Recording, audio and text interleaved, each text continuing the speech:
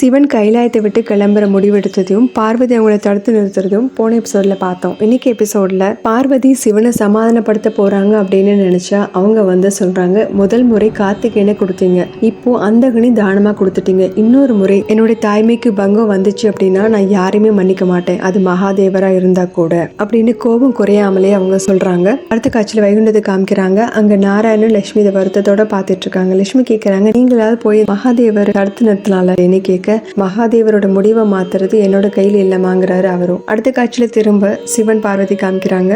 பார்வதி சொன்ன கோபமான வார்த்தைகளை கேட்டு சிவன் அங்கிருந்து கிளம்புறது காமிக்கிறாங்க. கொஞ்சம் தூரம் போனவர் பார்வதி திரும்பி பாக்குறாரு. அந்த அம்மாவும் பொறுமையா தான் அவரை பார்த்துட்டு இருக்காங்க. ஒருத்தர் கண்ணீரோட பாத்துக்கிட்டாலும் இந்த அம்மா அவரை திரும்ப கூப்பிடுற மனநிலையில இல்ல. சிவனும் அதை புரிஞ்சுக்கிட்டு அங்கிருந்து கிளம்புறாரு. அடுத்த காட்சியில கண்ணீரோட குகைக்குள்ள வர பார்வதி அந்தகன கைகள் எடுத்து கொடுத்தாங்க இல்லையா, அதே யோசிச்சுட்டு அழுதுட்டு இருக்காங்க. இது குழந்தை இல்லை, என்னோட உயிரை உங்ககிட்ட தரேன், நல்லபடியா பாத்துக்கோ இரண்யாச்சின்ட்டு சொன்னாங்க இல்லையா, அதை யோசிச்சுட்டு கைகளே பாத்துக்கிட்டு இருக்க அவங்கள சமாதானப்படுத்த வர முருகன் அவங்க கைகள்ல தன்னோட கைகளை வச்சு முருகன் சமாதானப்படுத்துறாரு. உங்களோட இந்த கவலை எனக்கு நல்லாவே புரியுதுமா, முதல்ல என்ன பிரிஞ்சிருந்தீங்க, இப்போ அந்தகனையும் உங்ககிட்ட இருந்து உங்க குழந்தையும் சரி, என்கிட்ட இருந்து என்னோட சகோதரனையும் சரி அப்பா பிரிச்சுட்டாரு. அவர் ஏன் இந்த மாதிரி செஞ்சாரு, இது வரைக்கும் அவர் எடுத்த எல்லா முடிவுகளும் நான் ஏத்துட்டு வந்திருக்கேன், அதுல எனக்கு விருப்பம் இருந்தாலும் இல்லைனாலும், ஆனா இந்த முடிவை என்னால ஏத்துக்க முடியல, எனக்கு இதுக்கான விளக்கம் வேணும், அவர் ஏன் இந்த மாதிரி செஞ்சாரு, நான் அதை கண்டிப்பா தெரிஞ்சுக்கணும் அப்படின்னு சொல்லிட்டு அங்கிருந்து கிளம்ப பார்வதி மகாதேவர் அங்க இல்ல, கைலாயத்தை விட்டு போயிருக்காரு இப்போ அப்படின்னு சொன்னதும், எங்க போயிருக்காரு, நீங்க தடுக்கல அப்படின்னு முருகன் பாத்திரத்தோட கேட்க,